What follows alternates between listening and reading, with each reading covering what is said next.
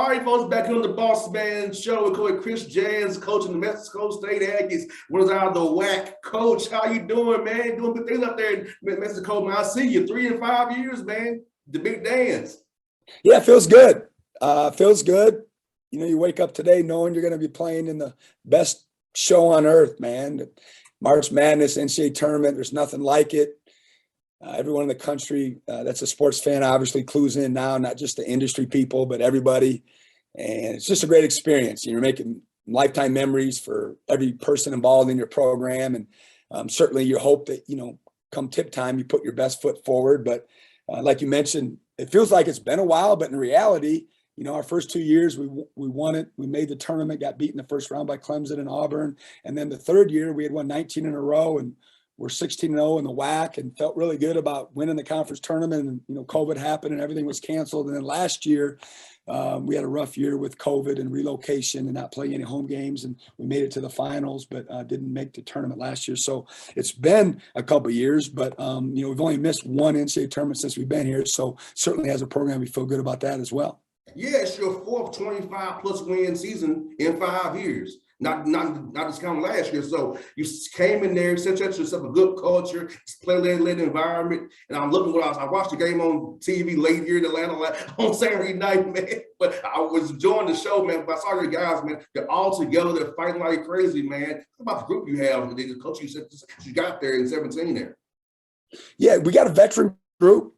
You know, that's kind of the cliche now, right? Try to stay old, especially in the portal, and everybody bouncing around a little bit. And with my background in junior college and even at Wichita State, you know, that we were already doing that, you know, bigger classes, not having kids as long, and trying to stay old in case you play, you know, one of those blue bloods or, you know, high major teams that has the bigger name 5-star recruits, but they're younger. And so I think, in my opinion, it gives you a better chance to be competitive if you're given the opportunity to play schools like that, especially in the NCAA tournament. But you know, this year the team we're going to play, UConn, obviously is really, really old as well, so they're in the same boat that way. But we like our guys. We've gotten bigger this past year. That was something as a staff that we've tried to do, is get a little bit bigger, especially out front in the guard court. We've always had the smaller guards that were real fast and quick, but sometimes would give us problems in matching up with the bigger teams out front. And you know, we feel good about them. You know, we feel good about them. We've had some good wins this year. Obviously, you know, everybody's real confident heading into the tournament. You're there for a reason. You know, everybody's good in this thing. You've proven you belong with the body of work, or, you know, you're a champion in a tournament format already. And so there's no teams that don't feel like they have a chance to win in the NCAA tournament. And I think that's why there's so many upsets every year. And watching the game Saturday night, Coach, this man, Henry Clayton stepped up big time for you with Teddy in foul trouble. Offensively, Henry stepped up big. If you talk about that young man's development, what he means to your program. You know, I couldn't be happier for anybody in our team. He's a great kid, wonderful human being, one of those guys, and we had a handful of them that had been here a while and was contemplating, you know, looking at another program. And we let all our guys take their time and had conversations about it. I wanted them to feel good about the decision they made. And Clayton was on the fence for a while. You know, he had 3 surgeries up at that point since he arrived. Now he's had 4. He got hurt again this year. So he's had 4 major surgeries that required extensive rehab, extensive time away. And if anyone deserved to have a big moment like that on that stage, it's Clayton Henry. You know, he's one of our best defenders. He's reliable. He's a hard worker. He's an everyday guy, and maybe didn't have quite the year he wanted to heading into the season, but I don't think he expected to be hurt again.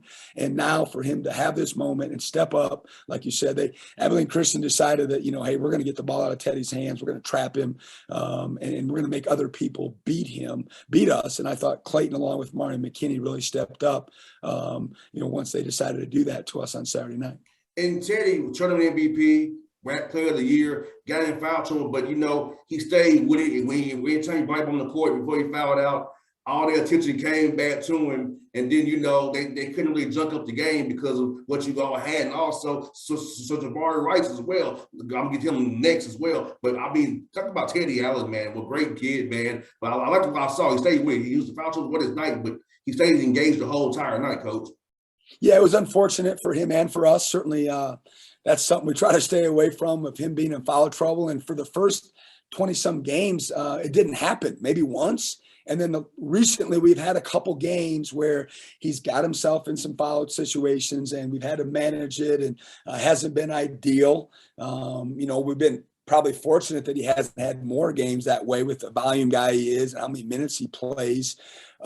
So it was, wasn't great, but like you said, other guys stepped up, but Teddy's been terrific for us all year long. He came in with the right approach, right attitude in June. He immersed himself in our culture, our standard. He did a great job of developing relationships with the guys that have been around here, like the Jabari Rices and the Clayton Henrys and the Johnny McCants that, had established themselves inside our program. And he's really smart about, not coming in trying to, be the big talker or leading anybody, just kind of immersed himself and followed along.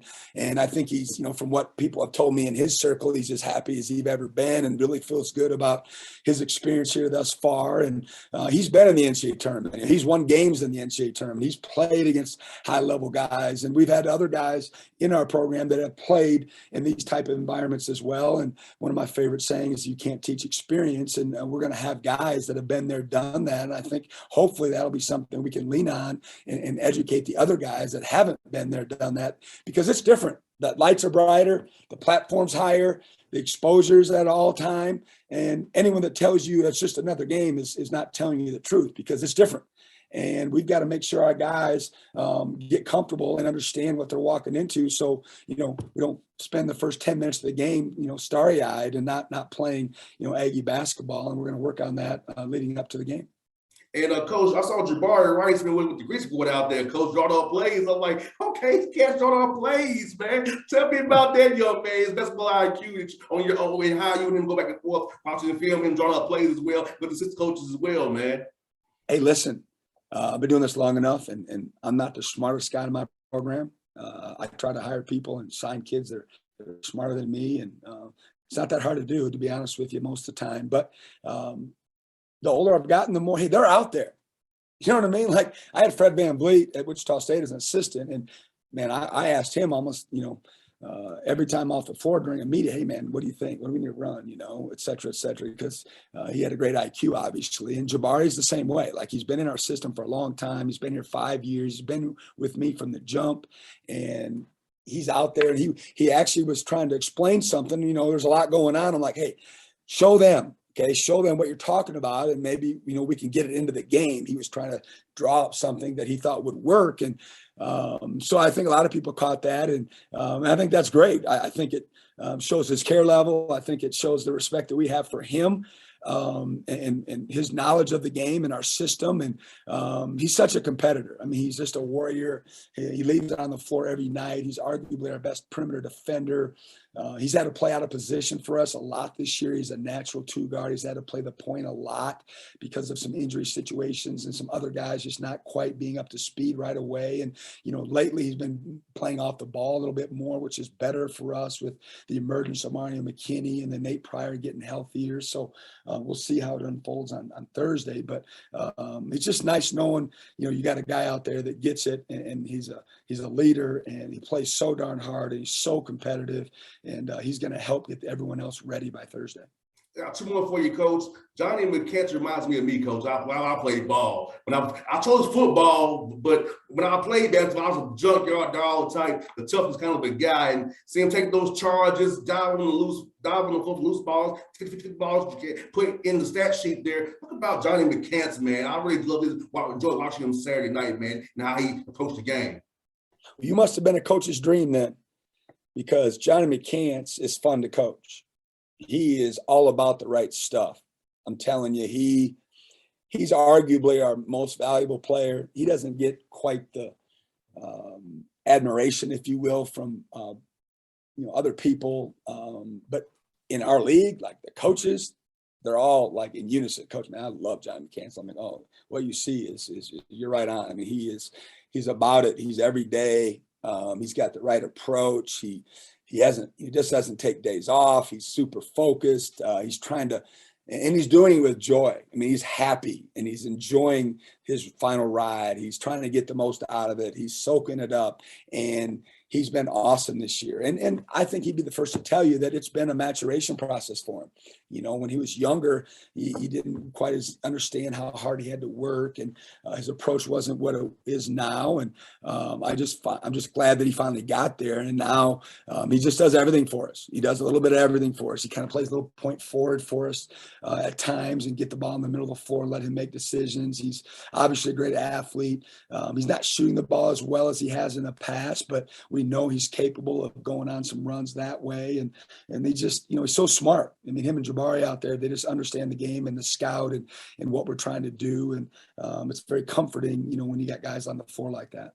That's one for your coach, the WAC, man. Overall, it really improved this year, but you got a 12 seed out of it, which shows the depth of your league. Talk about adding the new schools you had this year and how tough top to bottom was your league was, and as good as it helped you out your seed as well.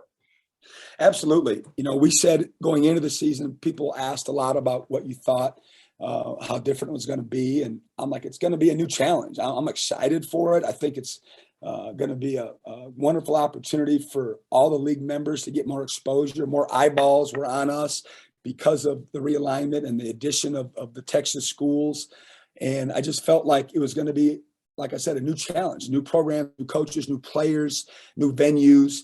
In 5 years, I'm like, this is going to be good. This is going to be good for all of us.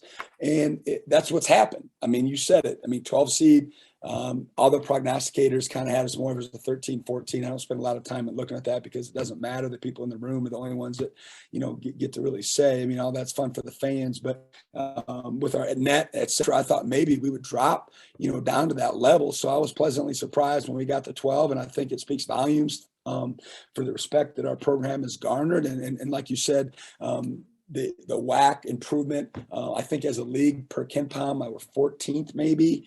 And that's, you know, that's top half. There's 31 leagues, and I think it's going to get better. You know, we're going to have some additions again next year. We have, you know, a team leaving the WAC, and I think the overall strength of the league is going to continue to get better. And I think there'll be a pathway, you know, for it to be a multi-team league, multi-bid league down the road. No doubt. Coach James, thank you for your time. They've been on yours for years, man. Hope to do this again with you real soon. Good luck to you Thursday, man, against UConn, man. Hey, I appreciate it, man. Enjoy your madness. I sure will. Thank you, Coach. You be safe, man. All right. See you. You too.